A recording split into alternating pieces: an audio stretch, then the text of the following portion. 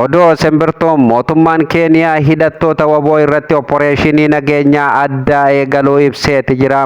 Guraandhala 2025 tajaajila poolisii biyyoolessaa Keeniyaa qaama ittisa yakkoota daangaa ce'ee hojjechaa jiru. Guraandhala 2025 irraa eegaleem kawaantii Marsaabitii fi Isiyooloo keessatti bakka waraanni bilisummaa Oromoo keessa socho'u irratti opporeeshiniin addaa akka geggeeffamu eegaleeti jira. Bal'ina oduu kanaa wal duraa duubaan akka itti aanutti isiniif qindeessineeti jira. Odoo birootiin Raashiyaan Itoophiyaa biyyoota 4 daldala maallaqaatiif eeyyamuu isii ibsiteeti jirti. Bal'ina oduu kanaa akka itti aanutti isiniif qindeessineeti jirra. Akkam jirtu daawwattootaaf kabajamtoota Oxygen Media oduuf odeessaalee keenya guyyaa guyyaa argatuuf fuula YouTube Oxygen Media subscribe godhuun miseensa maatii keenya ta'uun dagatinam.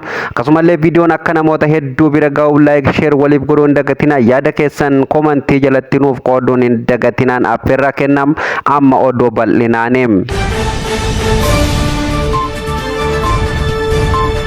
Odoo keenya jalqabaan mootummaan Keeniyaa hidhattoota waboo irratti opporeeshinii nageenyaa addaa eegaluu ibseeti jira.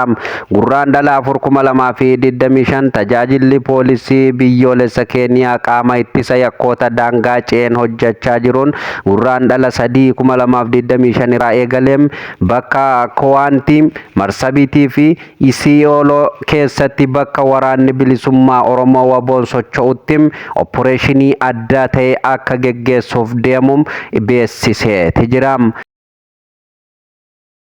Duula opporeeshinii addaa Keeniyaan eegalte kanaan wal qabatee sagantaan eegalchiisa duula kanaa kaleessa Marsabit keessatti geggeeffame irratti itti aanan Inspektar Jeneraala tajaajila poolisii bulchiinsaa Gilbert Masengem dabalatee aangawoota tajaajila poolisii garaagaraa argamaniiti jiru.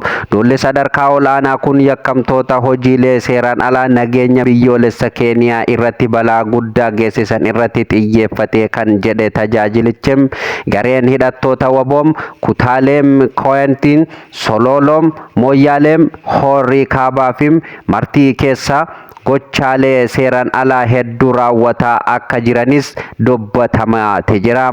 Gochoonni seeraan alaa garee hidhattoota kanaan raawwataman kunneenis daddabarsa meeshaalee waraanaa, qoricha sammuu namaa hadoochuu fi nama akkasumas hojii albuuda seeraan alaa baasuun waldhabdee gosa kakaasuu fi maallaqaaf nama butuu ta'uu ibsaniiti jiru. Kanumaan wal qabatee Inspektar Jeneraala tajaajilicha Gilbert Masengee haasaa isaanii keessatti hawaasni naannoo duulli kun itti eegalametti argaman nageenya isaanii kan mirkanaa'e ta'uu eeruun tasgabbiidhaan gareewwan nageenya duula kana geggeessaa jiran waliin akka tumsan waamicha dhiyeessaniiti jiru. Hagayyaa bara 2024 Daayirikteera tajaajila odeeffannoo fi nageenya Itoophiyaa Ridwaan Husseenii fi gita isaanii Keeniyaa Nuraddiin Muhammad Haajii kaleessa Finfinneem walgahuun dhimmoota rakkoo nageenyaa fi sochii humna finciltoota naannawaa daangaatti socho'anii ilaalchisee mari'achuu isaanii erga yaadame boodan jedhameeti jira. Marii isaaniin gareen hidhattoota waboom daangaa Itoophiyaa fi Keeniyaatti akkasumas Keeniyaa keessaa lammiilee butuum saamicha qabeenyaa barbadeessuu fi sochii namoota danquu raawwachaa akka jiranis kaasaniiti jiru. Kana malees gareen kun daldala kotorbaandii, daldala meeshaalee waraanaa seeraan alaa, hojii albuuda baasuu seeraan alaa irratti bobba'ee dhaabuuf tarkaanfii hatattamaa fudhachuuf kallattii kaa'uu isaanii eeraniiti jiru. Odoo birootiin Raashiyaan Itoophiyaaf biyyoota 4 daldala maallaqaaf eeyyamuu isii ibsiteeti jirti. Raashiyaan biyyoota Afrikaa 3 dabalatee Arjentiinaam, Kamboodiyaam, Naayijeeriyaam, Tunuuziyaa fi Itoophiyaam daldala maallaqaam eeyyamuuf gabaafteeti jirti. Murteen kun jijjiirraa maallaqaaf daddabarsiisaa si'eessuuf rakkoo qoqqobbii biyyoonni lixaa furuuf yaadame ta'uun eerameeti jira.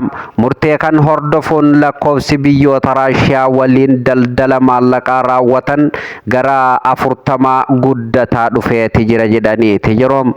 Kana malees tarkaanfiin kun jijjiirraa maallaqaa kallattii akka guddatuufim kafaltii maallaqaa biyyoolessaa kan si'eessu ta'uu ibsameeti jira. Egaan daawwattootaaf kabajamtoota Oksijin Miidiyaam odeessaaleen keenya har'aaf qopheeffanneem gara goolabamutti deemeeti jira. Guyyaa guyyaan oduuf odeessaalee keenya akka isin bira gahuuf fuula yuutuubii Oksijin Miidiyaa sabskiraayib godhuun hordofuu hin dagatinaa. Akkasumallee viidiyoon akka namoota hedduu bira gahuuf laayik sheer gochuu hin dagatinaa. Yaada qabdan komentii jalatti nuuf barreessuu hin dagatinaa. Kanarraaf qopheeffannee asumarratti goolabamam qophii biraatiin hamma walitti deebinutti nagaa tahaa.